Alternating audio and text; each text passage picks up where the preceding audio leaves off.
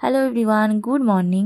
আগের মঙ্গলবারে বিপত্তারিণী পুজো ছিল, শনিবারেও ছিল। আমি মঙ্গলবারে করতে পারিনি কারণ মাঝখানে পঞ্চমী পড়ে গিয়েছিল, সেই কারণে। তাই আজকে করব শনিবারে। তো সকালবেলায় স্নান টান করে মায়ের সাথে মন্দিরে পুজো দিতে চলে এলাম। আর এই মন্দিরটা কিন্তু আমাদের বাড়ির একদমই পাশে, শ্মশানকালী মন্দির। তাই মাকে তোমাদের সাথে একটু শেয়ার করলাম। বাড়ি এসে সবার বাড়িতে একটু প্রসাদ দিয়ে এলাম। তারপরে দুপুরবেলাতে মা দেখো সবজি কেটেছিল, রেখেছে খিচুড়ি করব, ডালিয়ার খিচুড়ি, সেই কারণে। আর এই যে আমার দেওর আমার পেছনে লাগছিল কারণ আমি ভিডিও বানাচ্ছিলাম, সেই কারণে। তারপরে দুপুরবেলা লাঞ্চটা কমপ্লিট করে ছেলেকে দেখো বিকালবেলাতে একটু রেডি করে দিলাম, ওর দাদু একটু ঘোরাতে নিয়ে গেল।